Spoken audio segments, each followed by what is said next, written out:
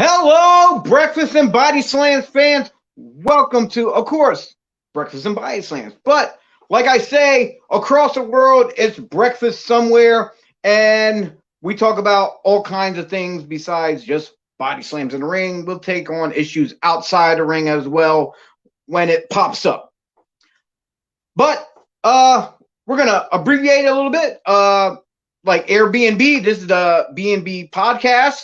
And you're listening to Thursday Night Slam. I'm your host, Chio Frost, and right about now, one of my co-hosts that I'm going to bring in the room that you people are quite familiar with, and that is Mr. Dennis Reaper. Dennis! What up, Chio? What's up? Welcome, brother. Thank you for having me. I see you sporting the Phillies hat. I'm always supporting Phillies. Phillies or Ravens all day long. Yeah, I tried to reach out to you and Pat the night before while I was at the Reading Phillies game, and oh man, I was so scared. They almost lost that. Oh, that's great. Oh man, but we definitely got to get a chance to go to an actual Phillies game together, or you come down and come to a Reading game. I actually might be going this Sunday. I will be there at that Sunday game. My dad wants to go, so I'm going to the Reading Phillies game. Do you got tickets already?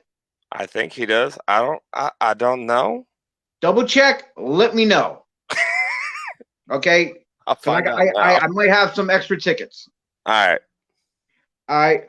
Ladies and gentlemen, I don't know where Pat is. He disappeared. The Gobbler will be here. That's right, Mr. Frankie Frizzo himself. But tonight, we have a very special guest, one of the co-owners of Invictus Pro Wrestling, Mr. Nick Goutman. I hope I said his name right. Otherwise, I might get fired. So let's see if we bring him in the room here. Nick, welcome. Can you hear me now? Wait. Uh-oh. I think his mic died. Uh-oh. I'm trying to fix my camera light. I can't hear Nick now. Nick, I don't know what you did the last time, but I cannot hear you now. Oh, that's bright. All right. How about now, Nick? You good? You checking your settings? Just nod yes or no. No. Oh, Chio, you disappeared. I guess I'm the only one left. All right. Well, I guess I'm just going to stay here, smile, and look pretty for the camera. I have no idea. Chio, you're back. All right. I have no idea what the hell just happened here. I don't know either. I'm just trying to figure up. Nope, there's Nick. Okay, there we go. Yeah. I have a direct connect. I'm connected directly to the internet. So I don't know what happened, how I got bumped out there for a second too. But yeah, so I can hear everyone now, right? Well, you technically did say fire you if you got it wrong. So I'm guessing the internet said F you, Chio, we're firing you now. So yeah. Nick's over there with his finger on the button. No, but Chio, thank you very much for bringing me on, man. Happy to be here. No doubt. Well, let's jump into things right here. Apparently, well, many people don't know that us three, we actually know each other. Yes. Well, not tight knit, but from a camp that we all attended together as well. It was a very interesting day. We saw a lot of great talent out there at Camp Crazy. It was called. They're at the Skid Row Academy. It was produced by Super Crazy Pro Wrestling and amongst everyone else all coming together. But Nick, me and you worked previously. Before that, you did a tape in there at the Skid Row Academy, which they booked me in because I guess you needed a sound guy for the night. And after that, we stayed in contact and we retouched at well, I didn't touch you inappropriately though. At Camp Crazy, Dennis, I see those faces. But then after that, we have a really good working relationship and stuff like that. So Nick, tell us a little bit about how you became a part of this wacky world that we know as professional wrestling. Well, Chio, thank you very much for the great introduction. Shout out to Skid Row Academy for helping create so many awesome relationships in wrestling. But my start, it was kind of, it was interesting. I was always a fan of, wrestling from the storytelling side of things, from the athletic side of things. There's some crossover for me there. I'm also a fan of, UFC, MMA. So I've always appreciated, the larger than life characters, but also like, the pure athleticism of everything. So very classic story, caught SmackDown one day as an early age, when it was on TV, and I was instantly hooked. I was a big Yu-Gi-Oh comic book guy as well at a certain point in my life. So my first live experience was actually checking it out at a local Comic-Con when I was like 10 years old or something. They had like the live like wrestling event in like one of the big expos or something. And it was very different seeing it like in person. And I gravitated towards it. I started going to more shows, but I was really sort of, outside of that sort of bubble of like, the expos and WWE, I didn't follow too much indie wrestling outside of, seeing those occasional things pop up. But as I got older, as I became more of a fan, found those resources and found those ways to like, keep up to date on things. And, yeah, I mean, when I got to college, found a group of friends, we continued to watch. But I think it was interesting. My college is actually what got me like into professional wrestling from the business standpoint, from the standpoint of just beyond a fan of like, all right, like I want to be a part of this. The head promoter, Alex Acita, he and I went to the same undergrad, and we had was this at Ithaca College? Yes, it was. Yes, it was. I did my little research on you. I did some background check. Well, not creepy stuff, but yeah, I see you're very, very educated. Yes. You pretty much you graduated from NYU. Yes, just graduated a couple weeks ago. Yeah, see, I do my homework. And one thing that really impresses me, and you don't see much of it often nowadays. You actually get back to the kids because you are a camp counselor. Nice. Yes, right. And yes, I'm still doing homework. And you actually know sign language too. I do indeed. Maybe I'm getting good at this stuff. You're creating like my dating profile right here as Tinder. Listen, we should just make a wrestling Tinder, okay? Yeah. But no one ever responds. Just cold shoulder everybody that messages you. Yeah, like me, I was a lot like you, where I didn't know about indie wrestling at all. Of course, a lot of us was. We all grew up probably watching WWE, WCW, whichever the case may be, and we thought it was only that bubble until we got a dose of what else is out there. As soon as you get that first taste, you're like, ooh, hold up, it's like a drug, an addiction. You want more because it's different. It's not that same cookie cutter stuff that you grew up watching constantly. No, exactly. It's just, especially in my house, I was not that we didn't enjoy, our action movies and stuff like that here and there, but it wasn't so much the main point of the household. We were always watching more like dramas and stuff. My family were big movie buffs. So like being able to have like that adrenaline rush outlet of like, holy crap, like just, some gritty, hard hitting, like action, like I was very into watching that kind of stuff. So it was natural for me to want to, be towards these bigger guys. I mean, like I remember even back in the day, I loved lifting weights and going to the gym. So like seeing, these huge guys, I was like enthralled in it. I was like, how is this even possible? So it was very interesting to me. And then when you get to see like it more live, you're like, okay, like so not all these guys are as big. Not all these guys are, necessarily these, larger than life characters, but they're still out there living their dream and they're still having a great time. And it's still creating such a great atmosphere. And you get to see these, hometown heroes. That's like so cool to also see, these guys on the come up as they're sort of making their mark and developing these things. So what I'm looking at is that the era you grew up in was more of like the Bret Hart, Shawn Michaels type, the smaller kind of small. They still have big guys, but the smaller guy era. Because from what I see, you were born in '96. Yes. And as for me, I had my first match in '94. So you wasn't even born yet when I started wrestling.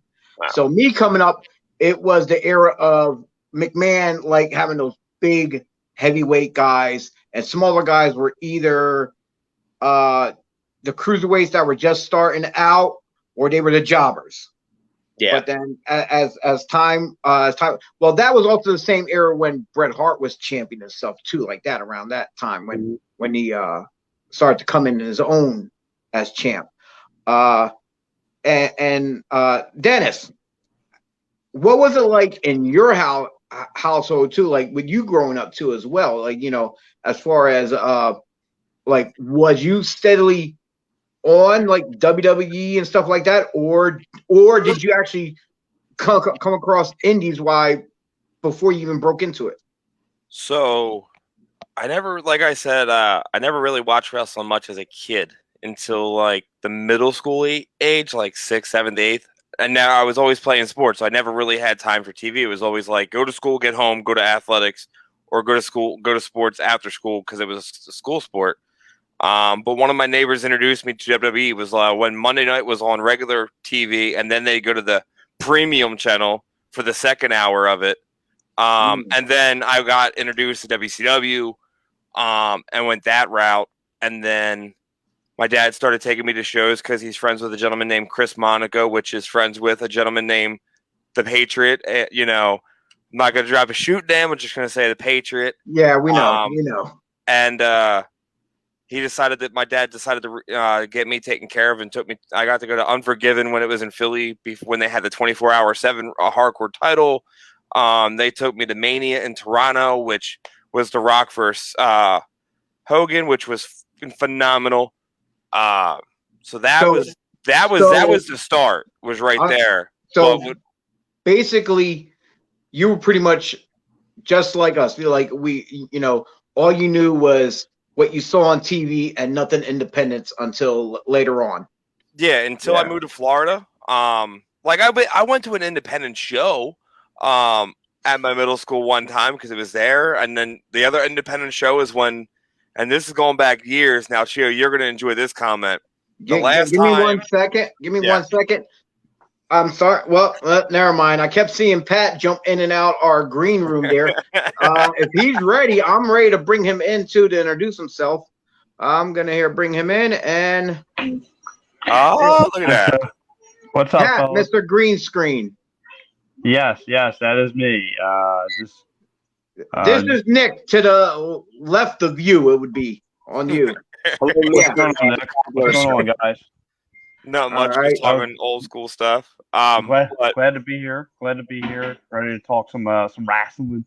Wrestling. We were just getting into. We were following it up off of Nick was telling us about how he got involved in wrestling, and we were just talking about a little bit how what we grew up watching real quick, and then we're gonna jump back into to Nick.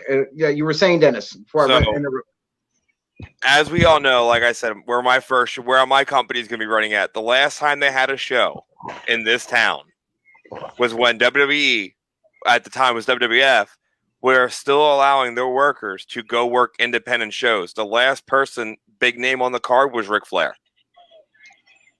So this town has not had a show since like 2000. No, 1998. Because 2002 I moved to Florida, so it was in what I was still like youngin', but like moving to Florida was the best thing ever because this is why. When I worked at Universal Studios, when Impact at the time TNA came to Universal to film, that's when I got introduced to it all. That opened my eyes. I was like, "Oh, this is amazing!" And then I started training, and then I moved back up here.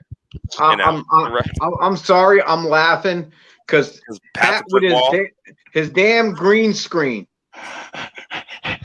Can you kill your green screen? Sorry. It happened the last time too. But anyway, Nick, like I was trying to introduce Pat earlier. He is actually our how would I say, our director of fun for Devereaux Sports. He brought me into with them doing the podcast, me and Dennis, and that's how we came up with Breakfast and Body Slams because of Pat. We put our heads together, and the three of us are the three main hosts of the show. But back to you, Nick. Have you laced up the boots? Did you get training, or did you jump right into promoting? No, so basically the whole thing happened was, I got the random phone call being like, hey, I heard you're Zane's buddy from Alex, and, him and I connected in this coffee shop. And, at that point, I had, as many young kids dream, wanted to become a wrestler. But, naturally I was like, growing up, and I hadn't, sought out a school or anything like that. But it was very funny that right around this time, my buddy, no one, sort of discovered on the circuit. His name's Jax, but he is still training. But he had happened to, still do some, training when the pandemic hit. He just owned an old ring and everything, so I got to actually go in and train a little bit with his coach, and it was I got to experience a little bit of it, but I'd never had done really formal full school training and everything. So it was really more of a promotional side for me, which is interesting to say the least. But even from taking the small bumps that I did, I have to say it gave me even more respect for the workers involved and the risks that they put on and everything like that. But naturally for me, I was always just from it, in it from a promotional side, but it still is something that I've naturally gravitated towards. I think even if I could redo anything, I don't think I would, because I naturally love creating. I love creating videography stuff. I love doing photo design. So this to me is so much more of that, if that makes sense. No, it perfectly does. You found your niche, what worked for you to be a part of the business. I give you props for getting in there to take the bumps and stuff. For as a promoter, as we see a lot of promoters, bookers, or whoever, they get involved. They somehow interject themselves into a storyline, whatever. So those bumps in there will help you in case you would have to take on that role of getting bumped around whatsoever. Oh, for sure. And I've definitely thrown it out there a time or two. There's this guy in our roster, Danger Hawk Dennis Morgan, and he knows that I'm coming for his ass one day or another. That there's going to be a time where him and I meet in that ring, whether I look like a fish out of water or not. There's something's going to happen there. I planted those seeds. So no, I'm just kidding around. Him and I always joke around. We're just going to have the stiffest in ring match of all time. But yeah, I mean, I would love to one day do something like that. Whether it's going in there for an angle, potentially, maybe doing some heel manager work. You never know. Yeah, never. Oh, look at that on the screen. We got ring announcer Ryan Peterson chiming in. What's up, guys? How you doing, Ryan? Yeah, okay, who got their phone on? I'm guessing it's Pat. I cut that right away. Put it on silent, brother. Put it on silent. So, Pat, when are you gonna do your promoter side and jump in on the podcast when you try to tell me and Dennis what to do, and we have to put you through the table in the studio? Look, listen. Pat already knows what happens if me and him go at it. I'm up 3 to his 1. I beat him for a title. Wait a minute. We were in a ring with somebody who has no idea or couldn't be in a ring, okay? He was a backyard. Matter of fact, after that show, he paid to see me defend my tag titles at ACPW. Has no business being in the ring, okay? Why would you, as a worker, the next minute, hey, at intermission, I pretty much put my gear on. The next, after intermission at ACPW, I arrived there, and there he is sitting in the front row paying to watch me work. I'm like, hey, listen, I've gone to indie shows and paid to see it. Just because I did it because of the fact that it was paying to the boys. I know that's payday for them. But I do agree. I'm not going to not me and you did the entire match. The other dude didn't deserve to be in our match at all. Dude, I don't even know his name, okay? That's all right. That's where it goes. I mean, where you forget the guy's name. Look, I'm pretty much know you guys' faces, but listen, I see you guys were all talking about how you guys fell in love with the business. But listen, for me, I fell in love with the business. Obviously, Hogan, Undertaker, and all those guys growing up. And then I made a phone call to Captain Lou Al, my boss I was working for at the time, my actual boss. He said, "Hey, listen, Captain Lou Albano has a wrestling school nearby. I know you're big into it." I called Guy Russell Hall. I called Captain Lou. He said, "Listen, I'm down the shore," but he said, "Listen, let me connect you to King Kong Bundy." And Chris gave me the phone call. I was not expecting that, and I was just like, "Wow!" So Chris is like, "Hey, listen, we do shows, school Tuesdays and Thursdays. Come on down." And I first met Johnny Greco. He was my trainer at the time. Him, Vinny the Fixer was down there.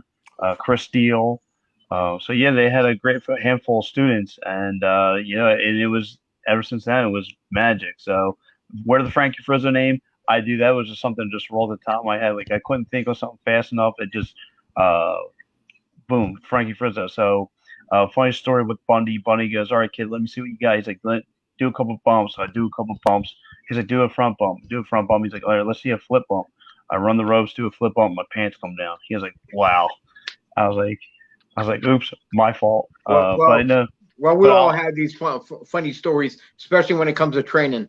One thing about Bundy, I'll never forget. He was out for a show.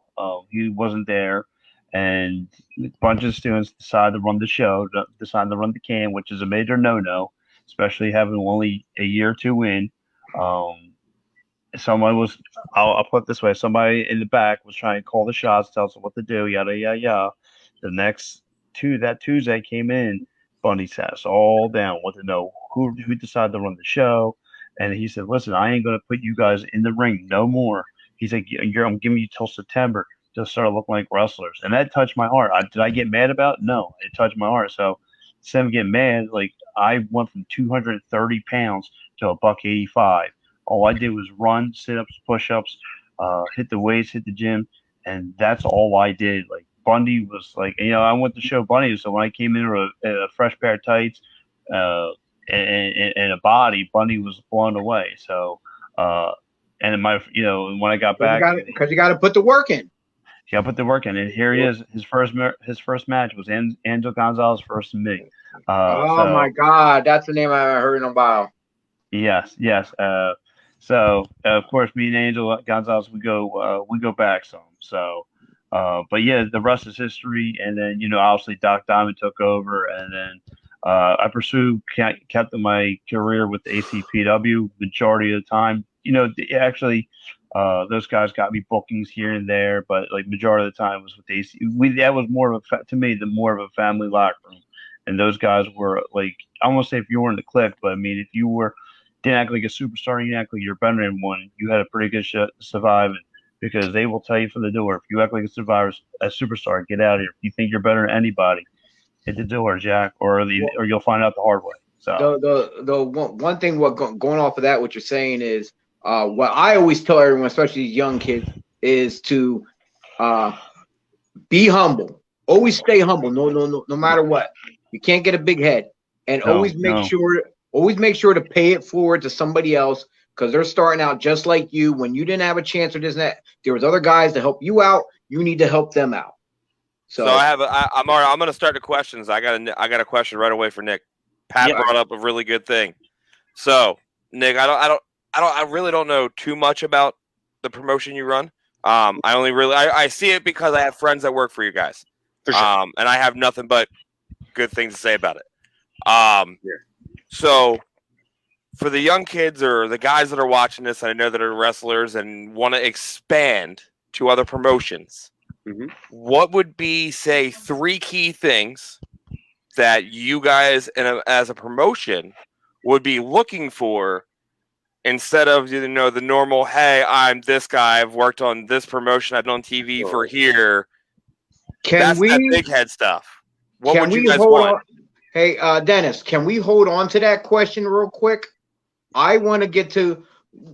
No, it's a great question, but I want to jump back to that though. But I want to get to Nick, how Invictus came about in the first place.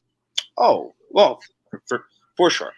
So Invictus, as much as, I am a part of it, that is Alex Aceda's brainchild. That is his promotion through and through. He's the one who brought me in.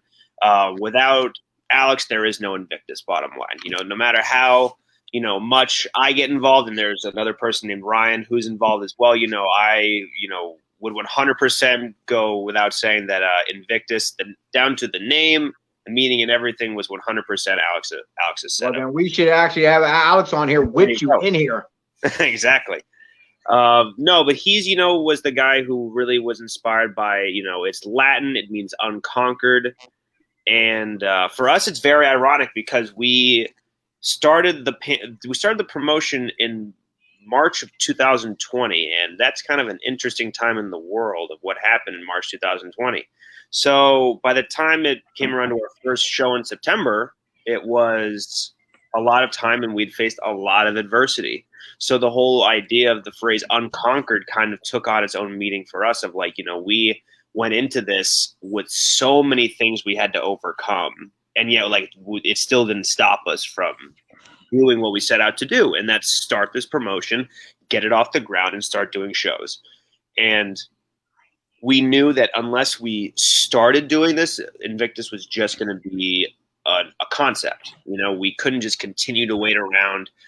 We said in March, they say in 8 weeks it'll be all done, whatever. And then 8 weeks turned into 12 weeks, turned into 16 weeks, turned into 20 weeks, and blah, blah, blah.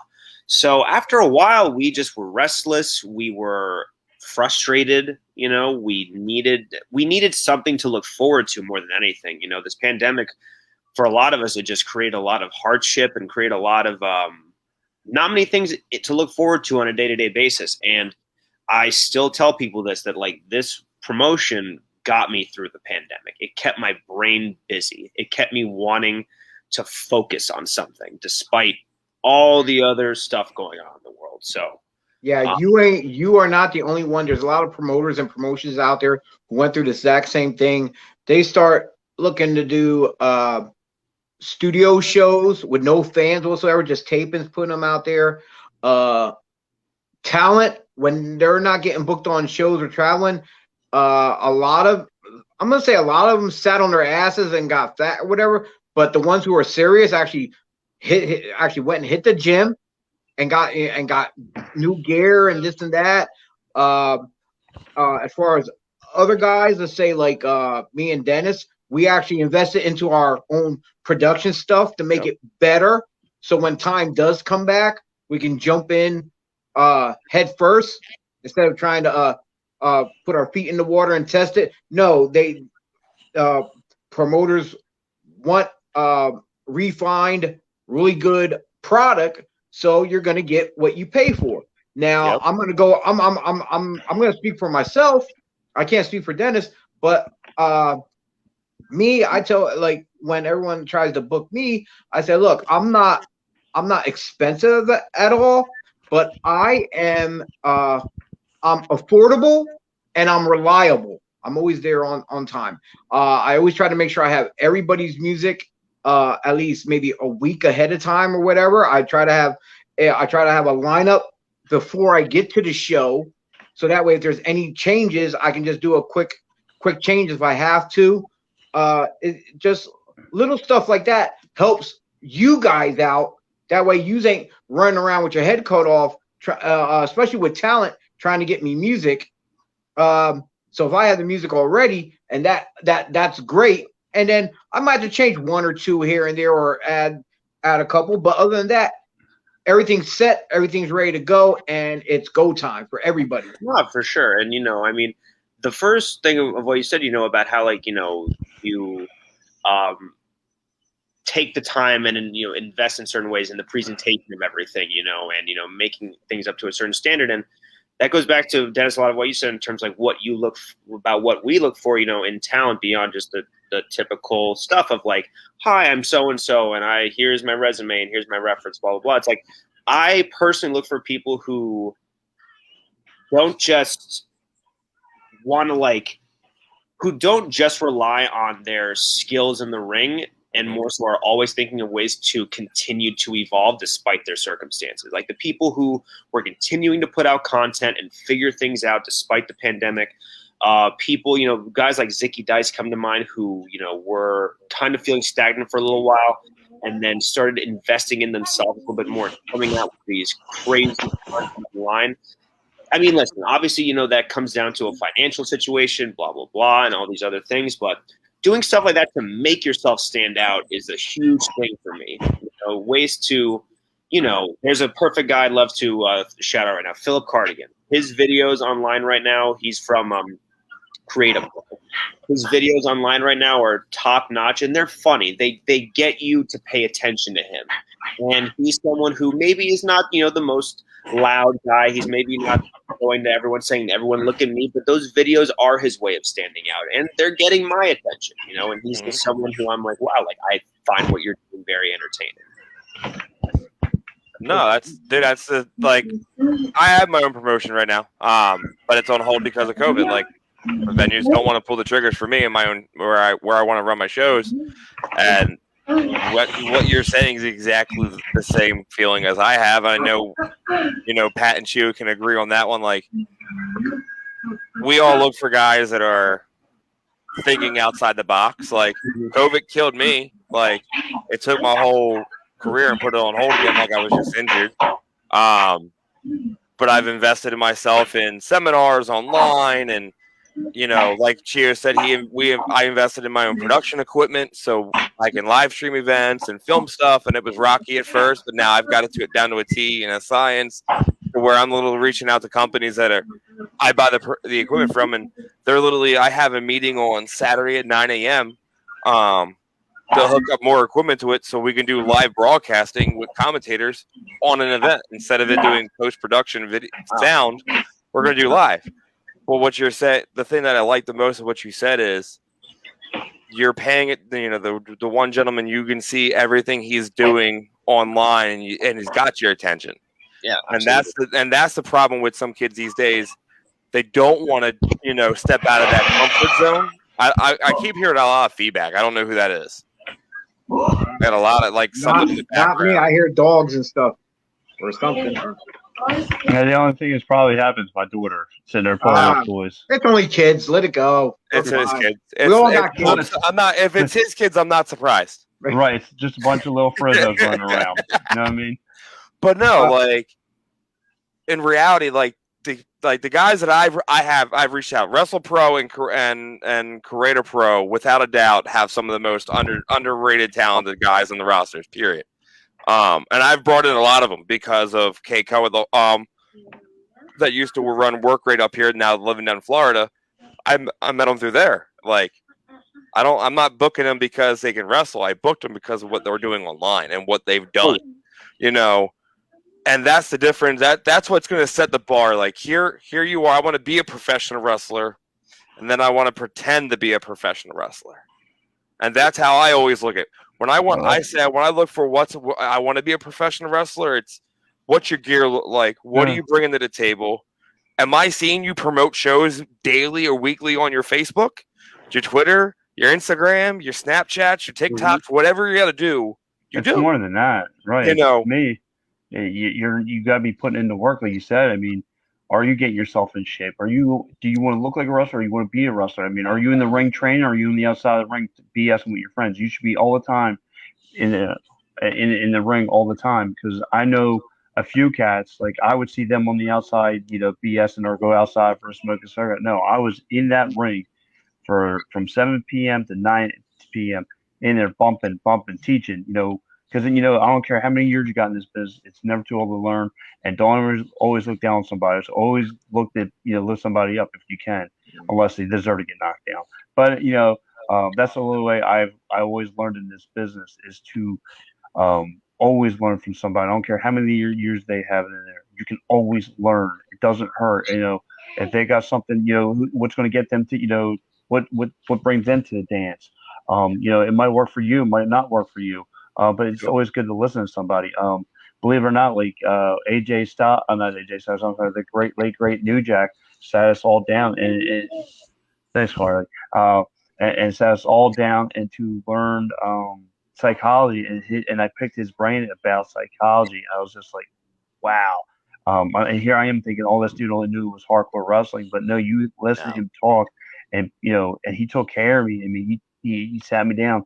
He had a couple of conversations with me. I was like, and to this day, I can't have nothing wrong saying about the man because I've seen this guy, back there with his old psychology mind, how to work a heel, how to work a face. I mean, the dude was brilliant as he could be. Like I said, him, Bundy. I mean, you get around those old school cats that everybody wants to come out here, just wants to put on kick pads, leather shorts, 4,000 moves, not understanding the moves. They just want to copy what they see on TV. They don't know how to work a crowd as a face. And the story in the match doesn't make sense because all they want to do is what they see on the TV.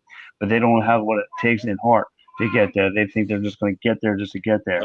I mean, like I said, I've been through. I'm pretty sure we all have been through drills, been through the tough times, paying your dues. I mean, a lot of cats nowadays just don't want to pay dues.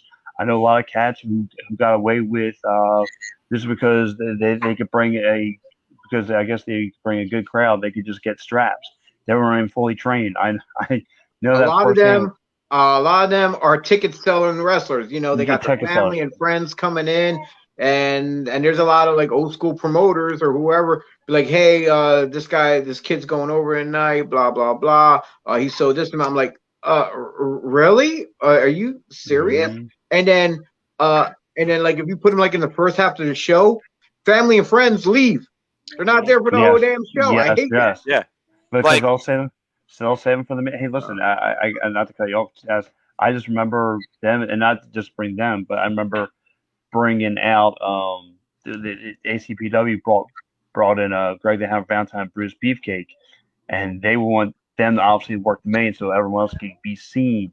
Because once they leave, okay, but no, Greg the Hammer Valentine came up to me and Kwame and said, you guys work the main. You guys are working for the belt. Have you guys were like, no. He's like, listen, dude, we just want to get paid and get out of here. Like, okay, well then. I just killed your show right there. You know what I mean? Yeah. So, regardless, there's 30. There's so much talent out there, and a lot of times they take a back seat to a lot of these, like I said, the ticket sellers and whatever else, or whoever's doing favors for the promoter. But I say one thing for sure, with Invictus, they have a nice talent roster from the beginning of the show to the end. Nick, I don't want to sit here and ask you to name everybody off, on your roster. We actually have your highlight footage from the last show. So if fans want to sit back and check this out, we're going to check that out, and we'll come back and we'll discuss some of that then. Sounds good. All right. Welcome to Invictus Pro Wrestling!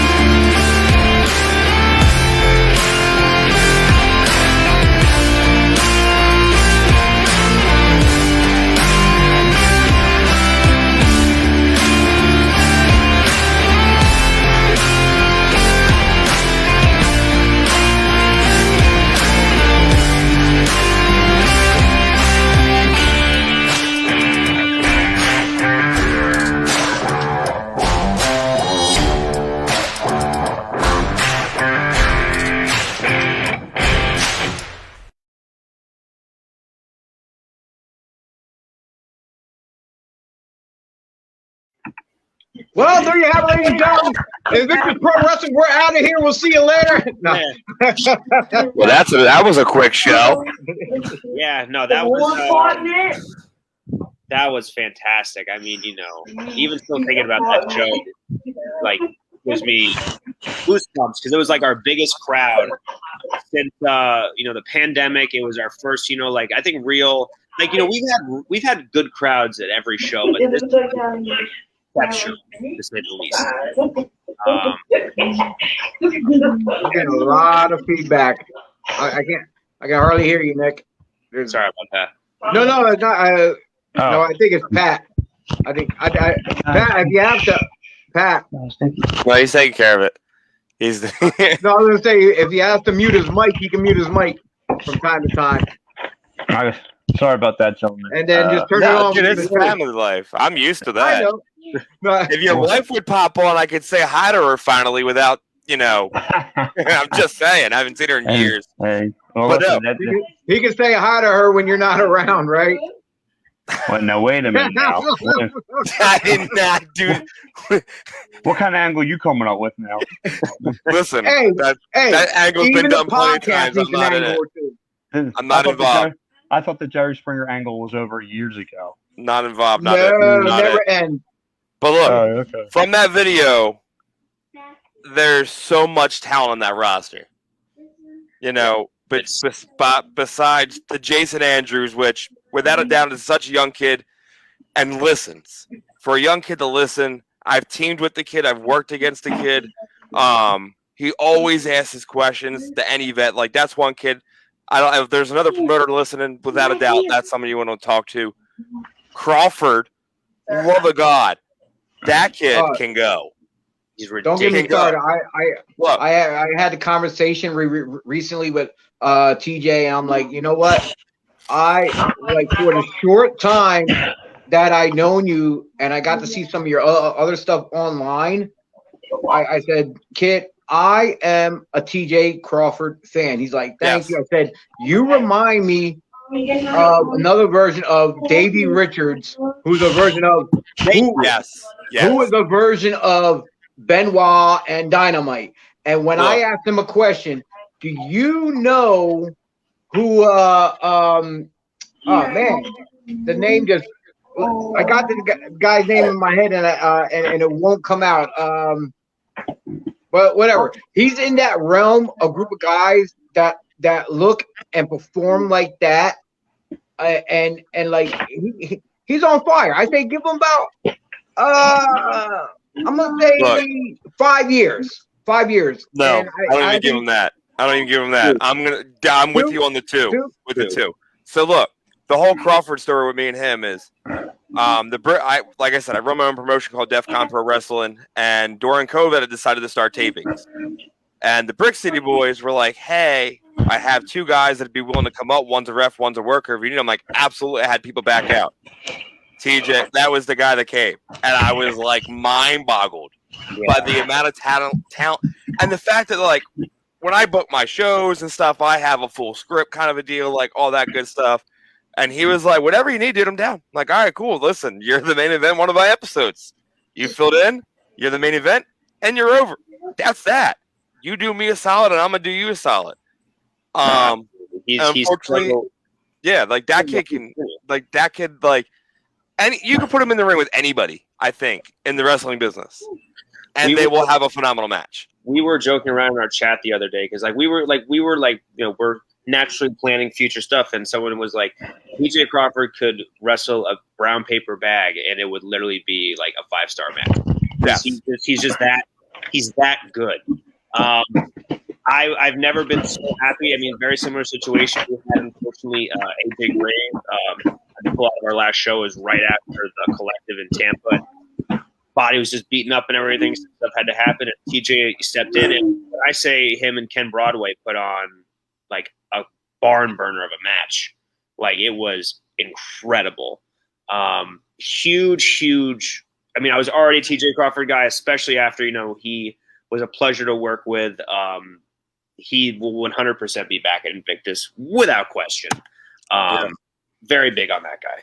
Oh, I can't wait for shows to come. Like I can't wait for more PA shows. Like I keep pitching TJ to ACPW out of media where I train guys at. I keep pitching him to go one-on-one with King Blackie, who is the U.S. champ. I think if those two go at it, they're both agile wrestlers and quick and on the go.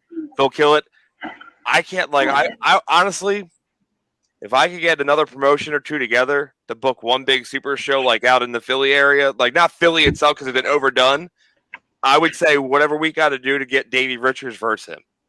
Oh, that's on the list. I mean, that was also on his list, but some of the guys that come to mind, like, I would love to see him and Ace Austin tear it up. Yes. I would love to. These kind of hybrid styles of just hard hitting, but also like very fast pace. He blends so well with those types of guys. And I see that Charles commented in there, goes, in WWE, my boy Drew Gulak. What do you guys think of him? Great. I would love to see Drew versus Crawford if Crawford ever gets a shot to go to WWE.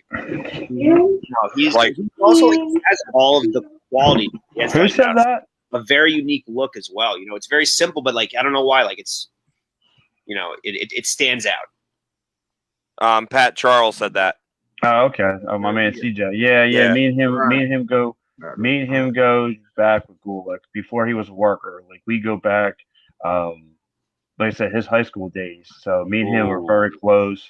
Like I said, me and his brother actually, you can watch it on YouTube, actually tore down the house on YouTube. It's one of my best matches. I called the whole match from start to finish. One of the best things I've ever done. But yeah, it got over like 1,000 views. Big hit. But yeah, I called the whole thing. It's a shame because the way the match ended, you would think there was going to be a part 2, and it was never a part 2. But yeah, needless to say that the kid could work and the Gulak family could work.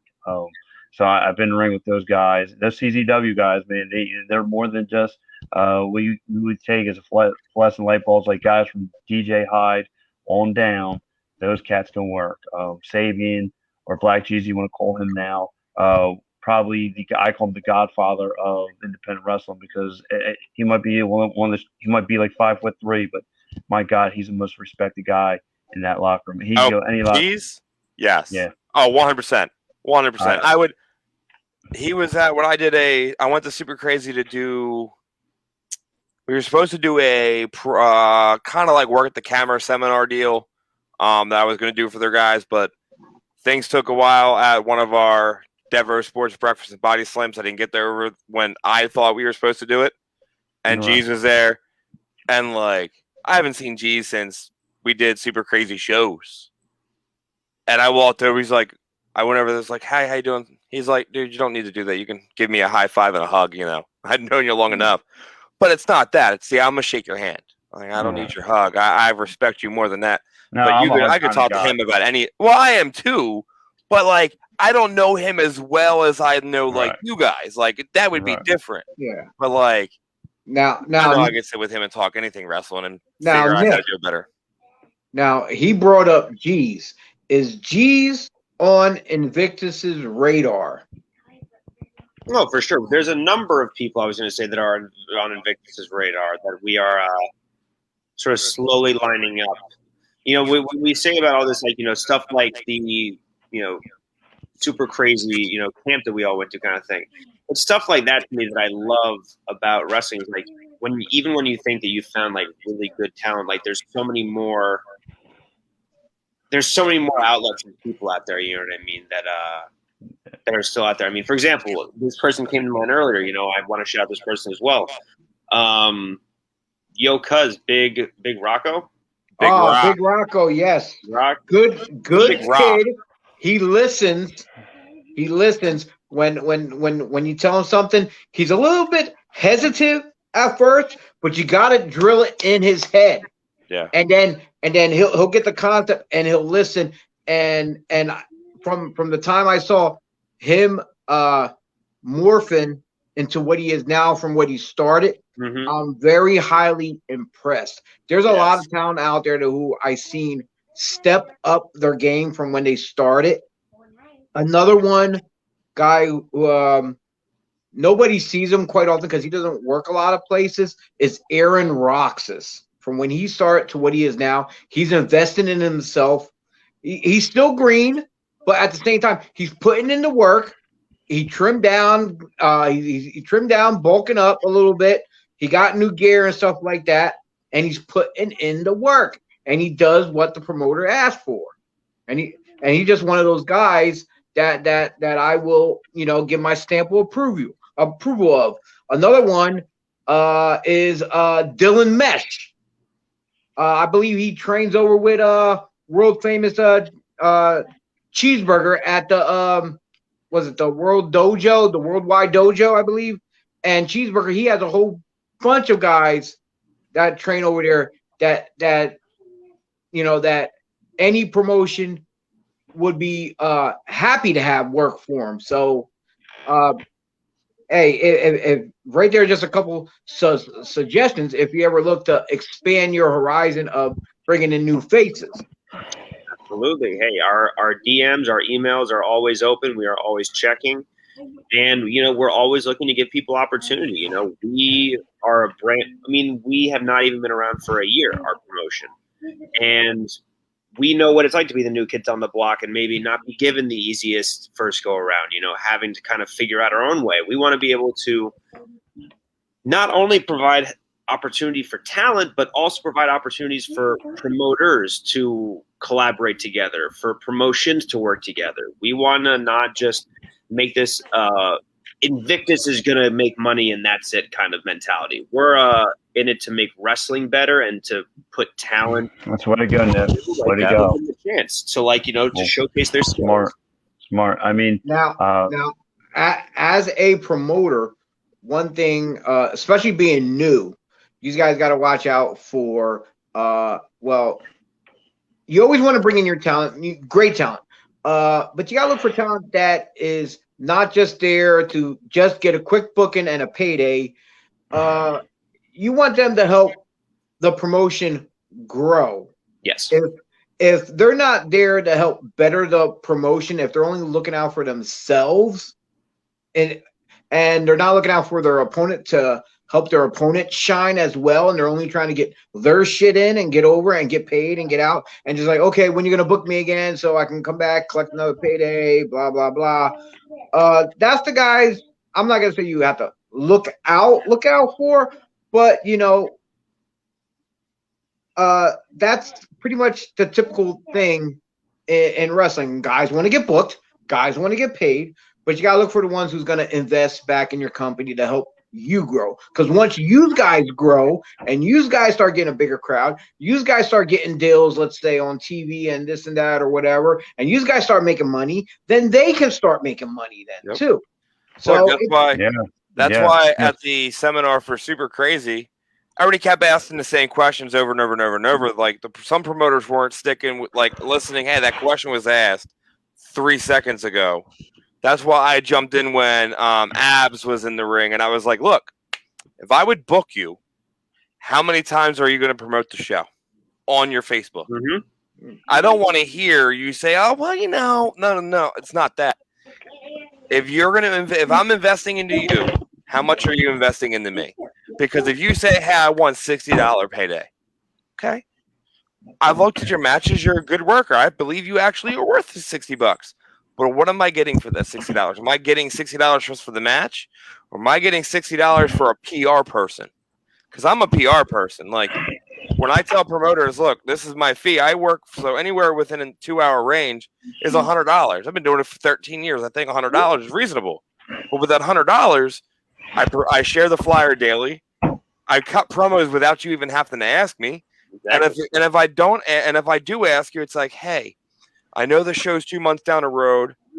Anything specific you want me to kind of put out there besides the date, the location, things like that? Like any key things you want me to throw out there? Because no one knows who I'm working. But do you want me to tease a couple of guys? They give like, ooh, is he facing the heavyweight champ or is he facing a tag team? Like, I want your input because I need to invest into you guys because you're investing into me to come down there. That's the problem with a lot of wrestling schools these days, and no one wants to teach the business side of professional wrestling. A lot of places just want in-ring shit. that's a good thing you brought up. You mentioned wrestling schools. Now, Nick, does Invictus, do you have a wrestling school yourself? So not a wrestling school under exclusively the Invictus banner. However, we have a very close relationship with Team 3D Academy in Connecticut. So, that's run under, Bubba. Tommy's heavily involved, stuff like that. Tommy Dreamer was very fortunate enough to, let us use his ring for a very long time when he, was running House of Hardcore and everything when they weren't using it. So we've always had a very good relationship with Team 3D Academy. It's where a lot of our kind of core group came from. Names I'd love to mention, these are guys that I would recommend to literally any and every promoter, not just in terms of these guys are incredible in the ring, but they care about their work. They are passionate guys who are trying to add more character to every single day. Mucho Chris Moljo, he's the guy who won the ladder match. He's just the biggest tool heel. I was going to mention him because for the 2 times that I got to see him, which was at the first taping and then at the last event, he, just those 2 times, he actually started to grow on me. Yeah, he did literally, and he's very, besides from his gimmick being there in the ring wise, very professional guy, very respectful, and that goes a long way with me. I'm like, if a talent is respectful and they ask, I'm not gonna say you have to ask questions, but if you do come up to me and you ask questions, this, that, I'm like, I might look out for you and recommend you to other companies as well. So I look at that. I'm like, if you're a talent that's gonna come and rub me the wrong way, and you're gonna be a snob and think your shit don't stink, and you're gonna come and think, oh, he's just a sound guy. What does he know? Motherfucker, I've been doing this since '94, and I know a lot of people. Yeah. Trust me. So, so I'm not just a sound guy. So, and that's one mistake that a lot of guys think though when they see me. Right, and not just that, like you said, there's a bunch of the Greens who walk into this business who, like you said, who think they get their heads above water, who think they can walk on water. And they just look at you as an old veteran. Well, you've never been anywhere. Like I said, I always tell you, it's listen.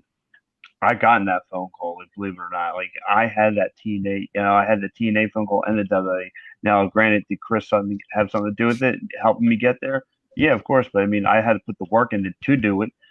This is what 2010 or 2011. 2011. I was on my honeymoon, and the WWE made that phone call, and I'm like, they want me, they wanted me rather to go out to Los Angeles and live out there for 6 months. However, I was because I was one of the first people they called. I was like, yeah, but this ain't gonna happen. No, my phone rang. Here I am on my honeymoon. I'm like, oh Jesus, and they're like, yeah, you gotta make a decision. And it's the hardest no that ever hit my lips because I'm literally in Punta Cana saying no. But stuff like that happens, and same thing with the TNA, with Rob. Matter of fact, with my man Robbie E, it was going to be me and him for that gimmick. And I again said no to it because Harry and married, and then that's obviously this one of my bias switched over to getting into sports and all this podcast and stuff. So, but I see what you mean though, Nick. When you said about collaborating with other shows, I'm telling you, it's the best thing. That never look down on it. Always trying to work with somebody. If someone looks down on you, I'm telling you, let them look down because you'll pass by them. I'm telling you, it's guys who think they always look down on you, think that they're better than you. Matter of fact, there's a wrestling podcast now who think they're better than me, and I'm telling you right now, I'm skyrocketing in, and they're still talking about 1970 wrestling. Bro, it's not happening. I'm I try and exclude these cats. But anyway, I didn't want to get off track there, but I understand where you're coming from trying to work. Well, it's Pat. It's quite all right. As we said many a times on our other shows, we do get off track once in a while, and we do always rein it back in. It's more like a freestyle podcast. Right. So so it can go in any direction, but we bring it back. Right. So I mean, like I said, you bring in these, your talent scout, you look for new teams. Nothing wrong, I mean, it's saying me with this podcast business, I'm always looking for new voices who want to get behind it, who's hungry. Show me what you bring. I mean, it's the same kind of thing. Like I said, I was a young guy wanted to get in that square circle. I did whatever I had to go to get my name out there, sending out tapes. Believe it or not, me and Austin Aries used to work at the same Bally's Fitness together. Um, so with that being said, like I asked him, how did you get it? He said the same thing: get your tapes out there, get yourself in shape, get your look going. Same thing. Like I was around with guys who, and I met Chio back in '06. And I mean, he took care of me. I mean, I was just a greenhorn. Usually, when you're your first or second year, and you're going to get your, beat up. But listen, I listened to the guy. I did everything he asked me to do, and he took care of me. Usually it's a chop fest on a greenhorn, but no, I listened to everything that man told me, and then years later, I ran into Dennis, and we have had phenomenal rivalries up at SWO and Triple WA. I wish it never ended. I forgot who the booker was, but he said, "Listen, you guys really laid into each other. I want to book you guys like every month." Listen, that's part of it. Who's the tall guy? Paul. Booker. Right? Well, Paul and Dino Center are the booker for WWA, but the one that put us together against each other was Shatter from SWO, and that was it. That was the end. That was the long, never-ending story of me and my gold tights. I don't want to put that in your memory again, but me and my gold tights and you and I laying into one another. But that's part of the business, though. You got to make this believable. I mean, as I was getting trained with Vinny Fixer, he's like, "Listen, I can't sell if how am I going to sell it if I can't feel it?" No. So I mean, if there's any guys listening to the show right now, if you're looking to get into business, man, go to Nick, prove to him why you should be in this business. Go out there and prove to yourself. Ask, follow Nick. Let him guide you in the right directions and all that stuff. Like that's why I tell any guys, because I'm listening to Nick talking, he's got his right head on the shoulder, even though he's been on for a year. I listen. I know plenty dirty promoters who do charity events, and you guess where that money goes? To their pocket. You know what I mean? It doesn't go to no charity. It goes for their, what bills they need to get paid that week. I mean, I've been around some dirty promoters, and Nick, you sound like you do with a head on the shoulders and in the right direction. So, more power to you, my man. Like I mentioned, anyone who's very respectful and they open their ears to listen to new ideas, or even just a minor tweak if something's going on. Hey, why don't you try this instead? Nick is one of those guys. I seen that in him, and I like that. So and you guys have, as you see below, you got the big show coming up. Not Big Show the wrestler, but you got right. Empire Rising, June 26th at the American Legion Post, 310 at 100 Liberty Street in Little Ferry, New Jersey. And from what I'm getting, ringside is already sold out. Oh yeah, ringside is sold out. GA are flying off the shelves. I mean, this is going to be right up there with our last show in terms of like attendance numbers. It's going to be a very, very good show. I mean, I'm knocking on wood right now. I'm checking the forecast every 5 minutes for Saturday. So is this an outdoor show? I hope Breakfast and Bioslam's got front row VIP seats somewhere. There you go. There you go. Is this an outdoor show? Yes, but we actually do have a pavilion, which is good above 10-foot high ceilings, and it's basically like a 30 by like 60. It's a very, very big long pavilion. So it'll work. That is the case. As of now, that is the like tentative talent locker room. We're planning on still having it be out in the open, like in a little more of an open area. But worst case scenario, we do have a plan. All right. Yeah, because I was a little leery. I wasn't sure if it was an outdoor show or not. Because when JoJo hit me, told me, "Hey, Dad, it's a outdoor show." I'm like, "Is it? I thought it was." What the? I'm like, "Okay, all right." So now I know. Doors. Well, can I say doors? It's outside. Doors open at 2 p.m. Curtains. Yeah. You say the gate opens. Gate opens. All right, the curtain jerkers open up at 2 p.m. Bill times at 3. I can't say anything about ringside tickets. They are sold out. Wait a minute. General admission is only $20. Do you have combo deals? No, so I was going to say, so we do have child admission tickets as well, which are $15 for anyone 12 and under. Bring your kids, get a little bit of a discount, have some fun with the family. But we are looking into doing more bundles in the future because we've realized we've had a lot of like fans come up to us being like, "You guys need to start offering some bundles," because we Can I throw this one out there? You got $20 general admission. Yes. Why not you do 6 for $100? That's a lot of math. Hang on a minute. Well, you sell 5, that's 100. So No, that's a very valid point. I mean, right now, sort of, to be honest, to open the curtain a little bit. After this show, there will be some changes made to Invictus. You got Nick's secretary. Oh damn! He said changes. I'm fired. No future endeavorings around here. Subject to change. You got featured endeavored already on your own show. I know. For real. I'm like, what the hell? But this is going to be probably a time where we're going to have to rethink seating structures because we are moving our ways outside of, moving back indoors potentially in the near future.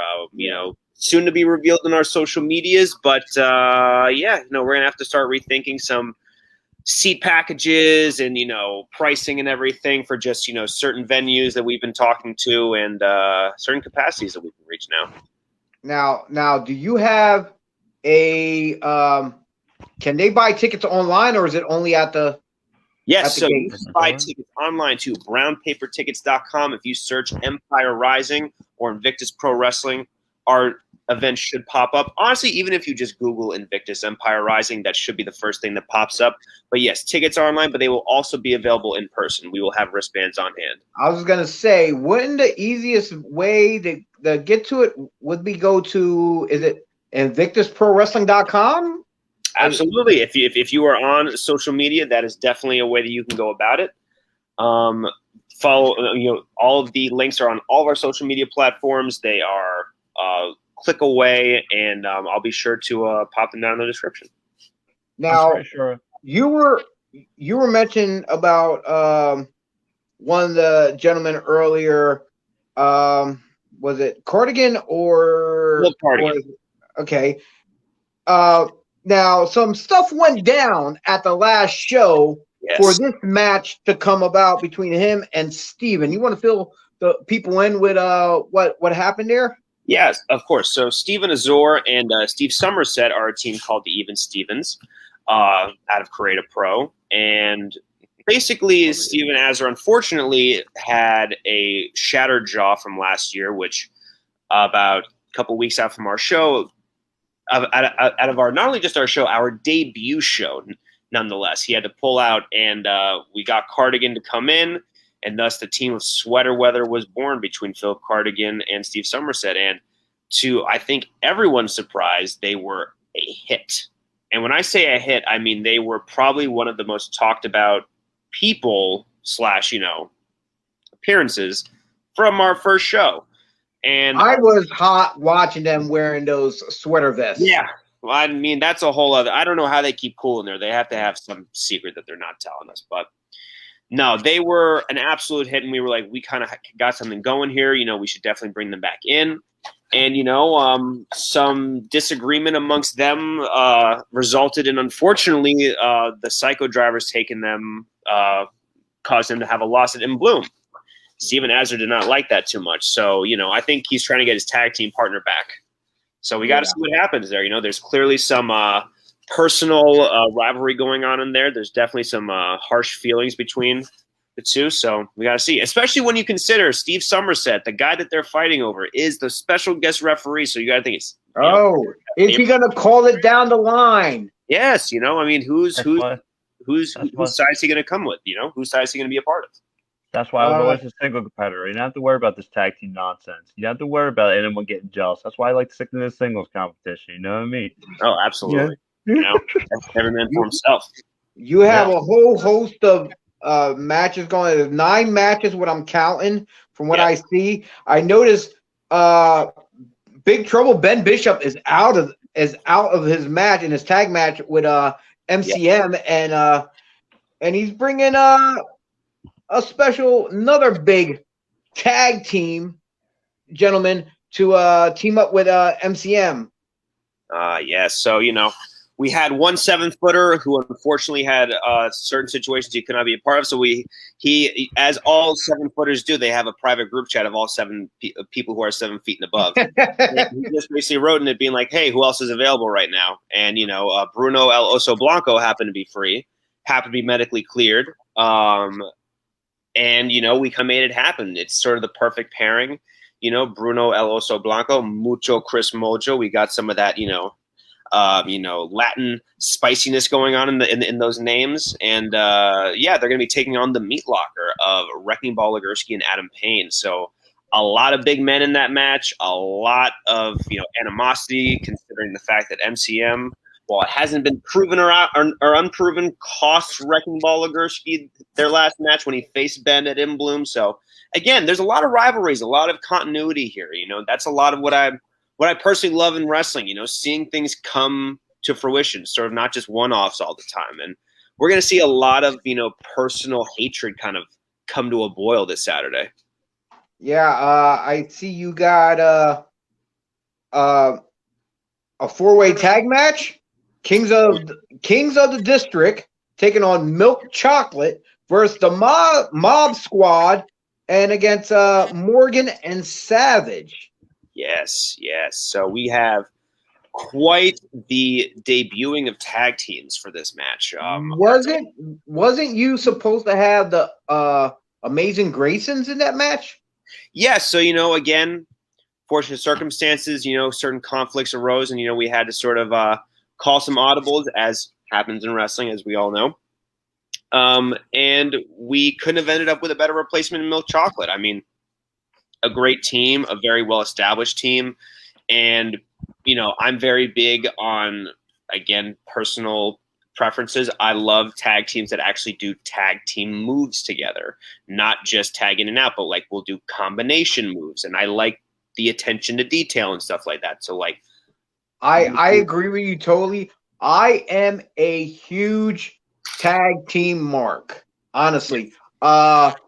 Besides heavyweights and cruiserweights, and I don't care for tag teams that are just put together two guys. Hey, we're gonna put you. I want guys who actually, who gear match.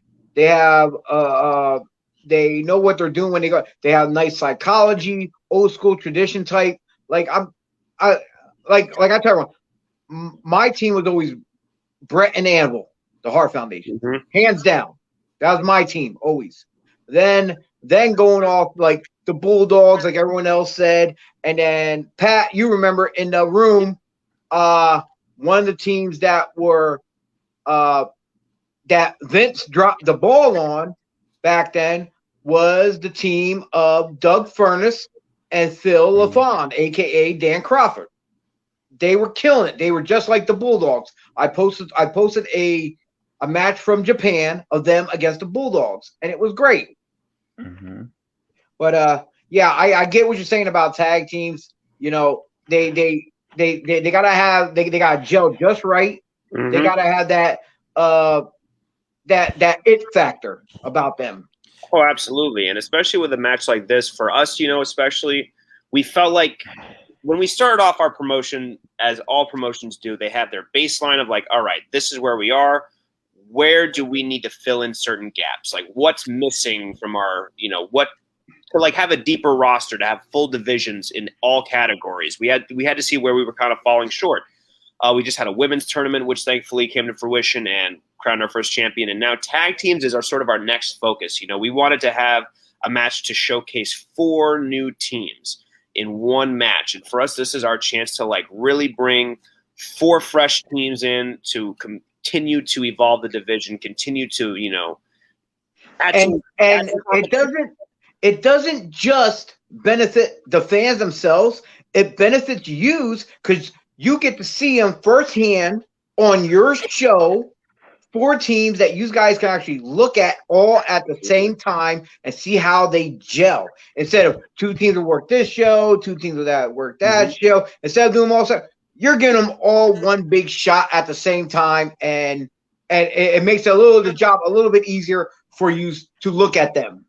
Oh, absolutely. And also, you know, we have like, we're kind of kids in a candy store. We're like, oh, I want this one. Oh, I want this one. It's like, you know, like obviously these are like talent. These are people like we are also fans at the end of the day. And we see certain teams that like we personally love to watch. And we're like, I don't want to wait 3 months to like, you know, book this person. I want to like, you know, have this person on our next show. So it's definitely for us. Sometimes we're like, yeah, let's just make it a 4-way tag. Why not? Let's just throw in some teams. And it would actually ended up being the best turnout because we were so happy with every team that we had. And we're very excited for that match.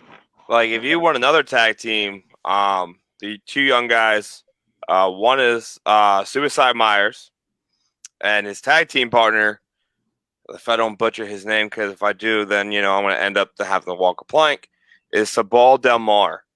Ooh. Now, Chio, what's the name of the tag team, dude? Is it the Dead Sea?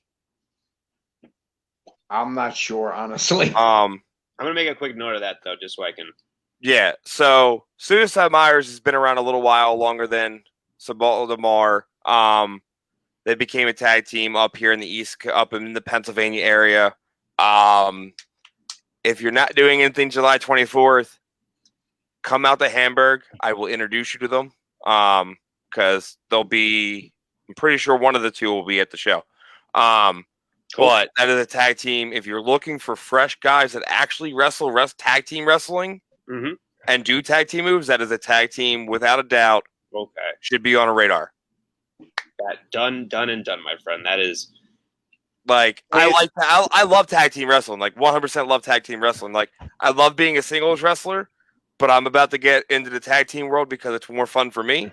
Because it's easier more, on the body. No, it's not. It's not that it's that. It's more complicated now. Now I have to work even harder to make my brain work to produce a better match than, hey, it's going to be me versus Frankie Frizzo. We have 20 minutes to do whatever the hell we want. No, we have 20 minutes. We have 4 guys. Yeah. You know, now it's even harder. Yeah. You know, so, but no, there's that tag team.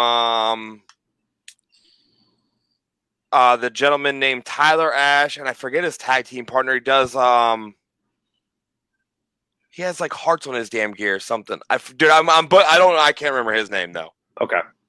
But definitely reach out to Tyler Ash and his like these are guys that I've just seen from up here that aren't really getting the exposure that I believe they should get because they are good.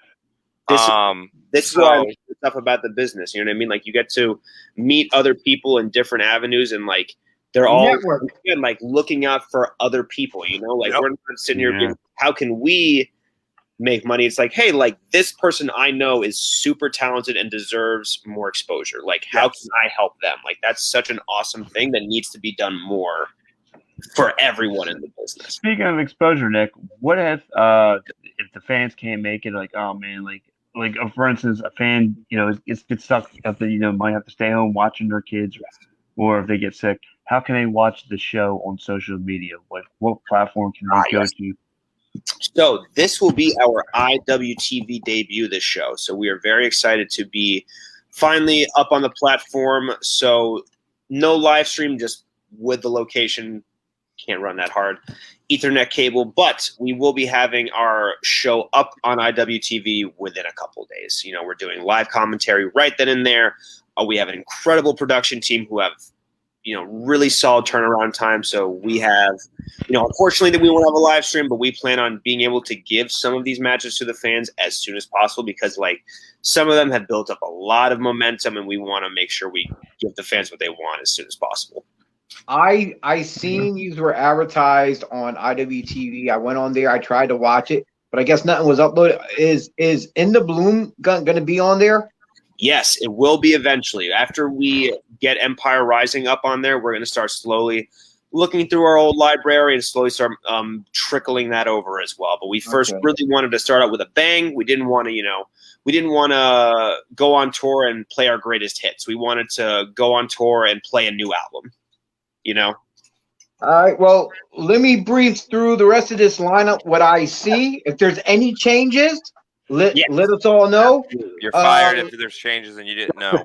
Yeah. Last time we chatted, we also have Mike Verna versus Gio Galvano. Yes. Women's title match. About Vicious Vicky versus Riley Shepard. it. For the social media championship, Big Game Leroy will take on Big Calix. We also have Yoya. I hope I pronounced that right. Versus Ray Jazz. Good kid. I worked with him several times before. Oh, Yoya is also someone I would highly suggest everyone to keep their eyes on. That guy been on GCW a lot lately. He's been killing it around the whole Northeast area lately. He's really just so good. I mean, he's coming out of the DC area, but he's insanely good. But sorry, continue. Quite all right. But Street Fight. Yes. Kennedy Copeland taking on Molly McCoy. And the only one that I didn't mention yet on this list that I have, I'm guessing this is your main event. AJ Gray taking on Jacob Fatu. Yes, that match is going to be absolutely ridiculous. We semi broke the internet when that match dropped because people were just like, "What in God's name is going on?" Yeah, I worked with Jacob before. He's a really very polite guy. I actually work a lot with the family and stuff, so it comes no surprise from him. Oh, no, he was – I mean, I've met him several times now. Absolute – I mean, as you said, we like to not assume everyone's like their characters and everyone's a good guy. But, any casual person, if they're approaching someone who's, that size and, someone with that intensity in the ring, you're like, okay, let me just mind my P's and Q's. Let me make sure it's all cool. But, he was so down to earth and just, humble as can be. It's super friendly. Really can't say, he literally made me feel as comfortable as can be within, 2 minutes of talking to him. For those who don't know, Jacob Fatu is the son of the Tonga Kid, TK. Current MLW World Champion. Yes. And he actually teams up with his two cousins as the Samoan Strike Force. Sifa Fatu, who is the son of Rikishi, brother of the Usos, as well as Lance Anoa'i, who is the son of the great Samu. And like I said, that whole family is great. Me actually, you know what? While I was at work today, me and Samu was chatting while I'm at work, and he does that quite often. He'll just bullshit, and we'll just we'll talk business too. But we have a good relationship. Last show I seen him face to face. I was telling him, I said, look, ever since I met you, this and that, you and the family, this the way you're so welcoming. It's and I told him, you're like a big brother to me. I said I never had a big brother, and the way you are, the way you talk to me, the way you give me advice. When there's stuff that for the show, I might give my 2 cents of what might work in case he runs into a problem, and it feels great, and I can't say enough about the family. I think we lost Dennis. I don't know. I think he went somewhere. He had to go away for a quick second. Okay, I'm gonna send him to the green room. So he's gonna sit in the green room. It'll be us three here, gentlemen. Yes. Like I said, that show is coming up on the 24th in Little Ferry, New Jersey, at American Legion Post 310. Nick, is there anything else that we don't know that we should know that you want to give to the world? Okay, well, this is what I can say as of now. Oh, he's shooting. There is a Rising Star Showcase, a very, more of just, again, going back to wanting to give, people who are up and coming more exposure, very, very small, limited capacity kind of show. But again, just a chance for people to get their reps in there and continue to practice their art. So Invictus Rising Star Showcase, Friday, July 23rd at 5 p.m., I believe. I should know that probably off the top of my head. Alex, please do not fire me. And it'll be a great time. Austin, New York. A couple matches already announced. We're still sort of working through some of the other plans in the books, but it should be a great time. Outside of that, I will say that, closing in on a year, only right to do an anniversary show of sorts. Can't say necessarily when or where yet, but just know that an announcement is coming very, very, very soon. But I will say this in terms of overall what to look out for Invictus. We are absolutely not going anywhere. We have stuff lined up quite literally every month for the rest of the year, basically, with whether baby it's steps promotion or with other promotions. It's all about baby steps, baby. Take it one step at a time. Don't rush yourself. Mm-hmm. Absolutely. But, we really wanted to hit the ground running this year, and we have a big list of goals. We have a big list of things we want to accomplish, and we're on the right track to getting there. And we ain't slowing down anytime soon, so definitely be on the lookout for our social medias.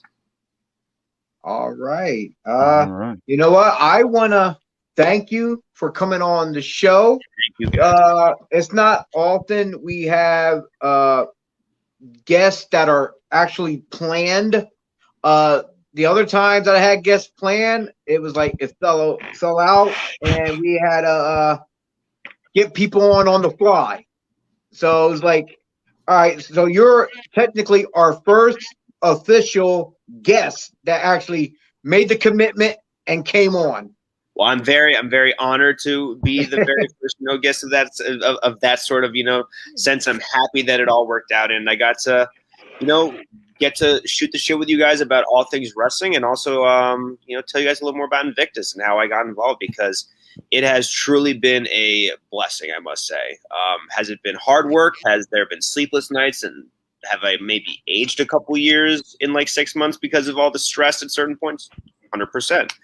But it is something where it's honestly like a drug that I never knew existed. The feeling of being involved on this side of it, or seeing something come to fruition that you had in your brain and just seeing it now be a real thing.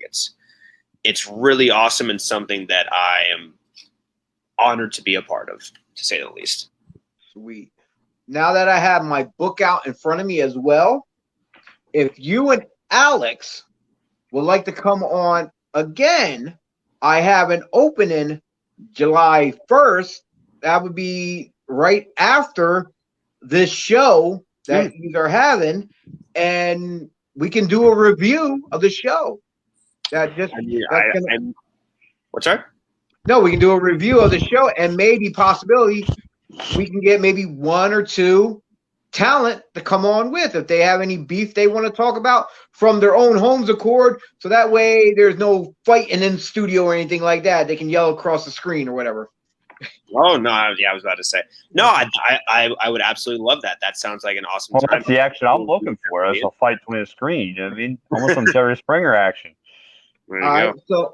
So when we get off screen, or I'll talk to you this coming Saturday at the show, we can discuss if you guys want to come on that Thursday or a different Thursday, whatever. We'll touch base and see what we can work out. It's nice to know we don't have go away heat just yet on the podcast. Yeah. No. All right, Nick, I want to thank you again for coming on. Jack. Really, thank you. Like I said, I'll talk to you this Saturday. Meanwhile, if you want to stick around, you can. We're probably going to talk about other stupid wrestling stuff, because we've been talking about stupid stuff in our chat room a lot lately. They keep going on about what's the best belt, who was woman wrestler, this all-time this, that. They're jumping around back and forth on different subjects, especially old school. Oh, man. Do you have a favorite title? Favorite title? Current title, or just any title Any title in history. Any Ooh. title. One of the best all-time titles. Oh man. Sorry, I hate to keep it. Just by the design of it, you mean, right? Overall. Yeah. Don't want to interrupt the time here, but my man Charles Platt says he's ready to hop on. Oh, He said, yeah. He said he sent him the link. He said he's ready to hop I would on. say, in terms of just design, the classic TNA title, the classic TNA World title, yes. the older one with Yeah. the one that Moose what's holding. Yes. I love that one. No lie, I seen a hybrid one recently that caught my eye. It was a mixture of the Intercontinental Championship the old school one, and the World Tag Team Championship of the old school with the like I say, like the Hart Foundation style and the old school Intercontinental. It was a hybrid one I seen recently online, and it really caught my eye. It was great. Well, that's the fun part also about like being on this side is like I love trying to design belts. You know, just to try and see like how like because I have some people who I work with who make the belts for our company. So sweet, that's great. Yeah. So they're kind of like, you know, always like, what do you want to do differently? So we'll look at sort of like we'll play around with different design concepts and like, you know, it's fun to see like what we want to do. I have a couple ideas for some titles for the future. A couple more titles might be introduced down the line. You never know. So you come across as a guy like me where you have nothing but books and books and books laying around with nothing but ideas and that's not out there for the world to see yet. Dude, I have like pages and pages and pages. I have my MacBook filled. I have my iPad filled. I have my cell phone and the notebook filled. I swear, like, and my girlfriend thinks it's hilarious because she went to school for graphic design and has a degree in it. And one of her best friends came up with DEF CON's new logo, and I'm now hitting them up for designing my new gear. First off, and to help me design titles for DEF CON. And I have the idea what I want. The thing is, I want to make them myself. So I'm gonna buy this stuff to melt metal for the love of God. And I have a friend that has a 3D printer, so we're gonna do the 3D printed version, put it in the sand, and we're gonna cast it and see how it turns out. Because no offense, I'm not gonna go. I don't mind spending the money where the money has to be spent on product to be phenomenally good. But if I can do it just as good and less money, I'm gonna do it. There you go. And plus, that just sounds like a fun project. I'm not gonna lie. That just sounds like a really. Look, I like making things out of nothing. I build closets, and I say it all the time on this. I build closets for a living. It's the dumbest job ever, but I get paid good money to build really high-end closets for rich people that have buku dumb money. Like literally buku dumb money. Like, where do you get $20,000 to build a closet? I don't know. What's the Nick? Another question that I'm gonna. You know what? I'm gonna keep drilling you with questions. Probably. A lot of times we give out our Mount Rushmore of either managers or factions, but we also did tag teams. You said that you are a big tag team fan. You love tag teams. So, what tag teams throughout history that you love are on your 4 top as your Mount Rushmore of tag teams? Okay, so Team 3D, or Dudley Boys, I should say. Matt and Jeff Hardy.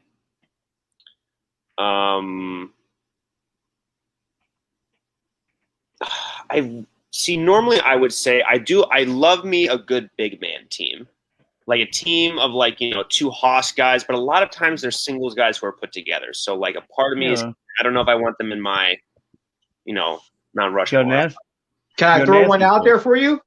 Yes. For around, I'm thinking your era when you're saying like the Hardy Boys and stuff and Team 3D, and I'm gonna say for a big guy team, you might want to look towards maybe the Acolytes, Farouk and Bradshaw. Yes.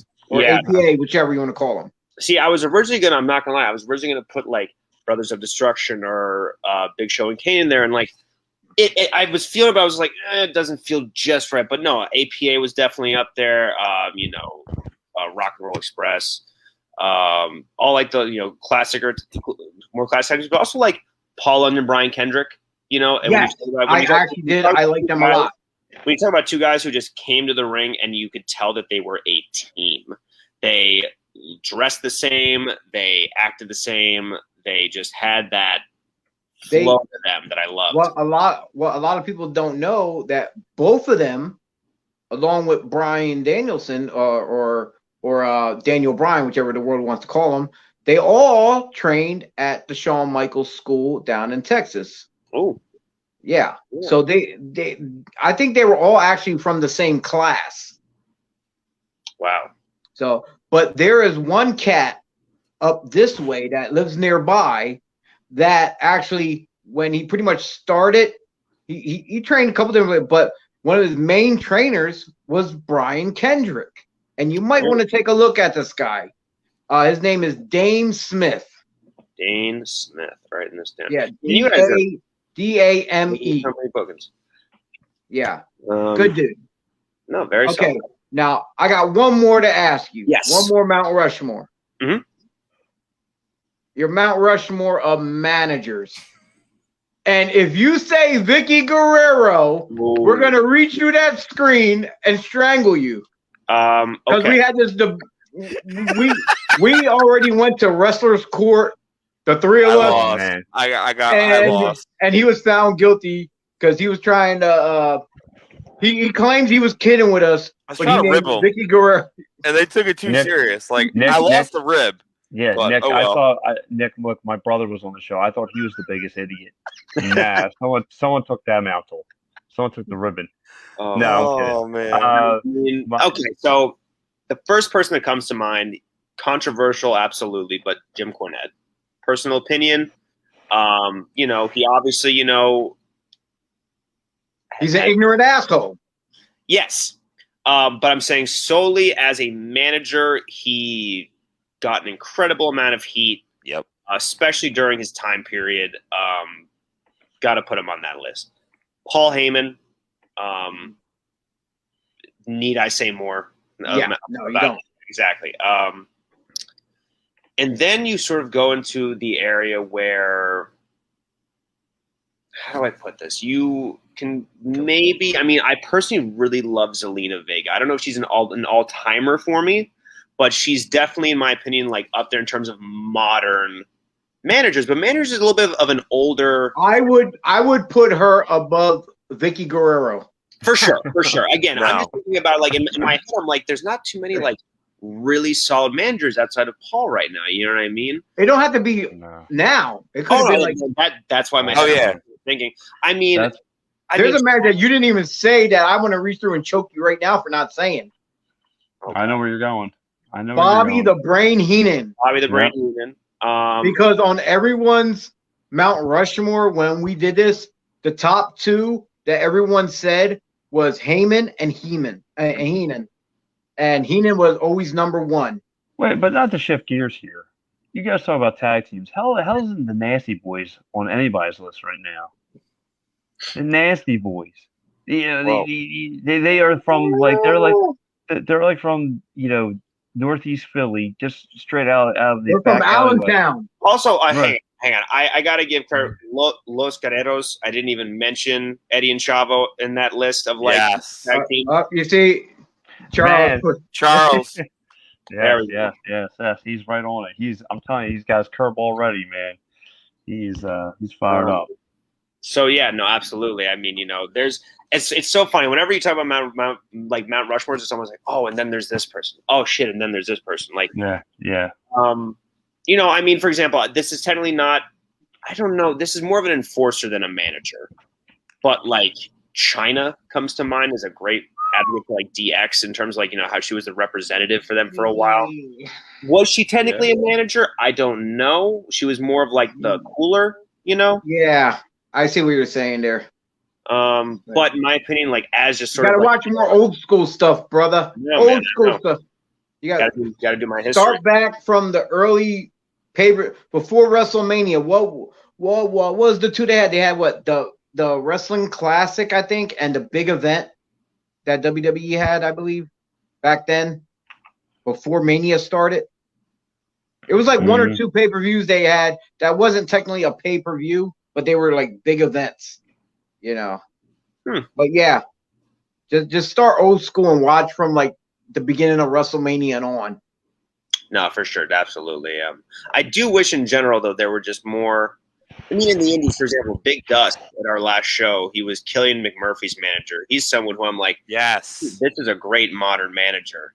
He's just so irritating, but in such a funny way, and such an entertaining way that when he was in his match, even I just kept drawing my attention to the manager, which I guess is a good and a bad thing to some degree, but Your You're starting to get me get that itch where I want to dust off the suit and put my suit back on. There you Because go. after I finished wrestling, I actually started managing for some time for a while, and I loved it. I had with the gift of gab, especially I was pulling all the old school tactics out as far of like JJ Dillon, Bobby Heenan, whatever other dastardly manager type stuff that you can think of old school wise. I was doing it. Mm-hmm. So That's awesome. and that's where I get a lot of my motivation and ideas from. So but then you put a little twist on it, so it's not exactly the same thing what they're doing. No, absolutely. And, there's always a way to pay like homage to like these guys who paved the way in terms of like, how to do the manager role. But everyone's got to find a way to make it their own, like Paul's the advocate. Jim was sort of like, the very like, cowardly, dastardly heel manager with the tennis racket, like there's sort of nuances that you can do. And you know what's funny? There's a lot of old school managers that actually did the managerial role outside the ring as well. They're the ones who booked the rental cars, they drove, they did A, B, C, D, all the way from A to Z, to take care of their clients of who they were put together with. Guys like JJ, Mm-hmm. Paul Ellering of the Road Warriors. He was another one. Yep. There was tons of them that actually did that because they figured my talents, they're going out there, they're busting their ass, they're doing the work. The least I can do is have everything set up, have the car ready, and me drive. Mm-hmm. No, I definitely. I mean, it is kind of interesting how like that's sort of like also when like you can kind of say the lines were kind of blurred between, a work and a shoot, and like certain things taking on a life of their own, like these guys having to, like the heels and the faces changing in different locker rooms, stuff like that, just, naturally taking on a life of their own where it's like an unspoken, not rule, but like action that takes place. It's an interesting. And the thing is, a lot of people say, kayfabe's dead. It's only dead if you let it be dead. Yes. And that's my biggest argument with a lot of the young guys and stuff. Oh, you need to move on, get out from the 80s, whatever, this, that. I'm like, no, then if that's the case, then don't get mad when fans going to say, hey, even though you take these bumps, it's risky and this and that, it's fake. They're going to tell you. Mm-hmm. Don't get mad when they tell you that, because that's the way they want to go. It's right. Everyone's stuck on the entertainment thing because they figure, WWE is going to be the place where everyone wants to go. But as time goes on, not everything lasts forever. No, for sure. We don't know how much longer it's going to go. Maybe when Vince is dead and maybe they sell or he might sell the company before he dies or whatever. I think he's selling the company. Like next week?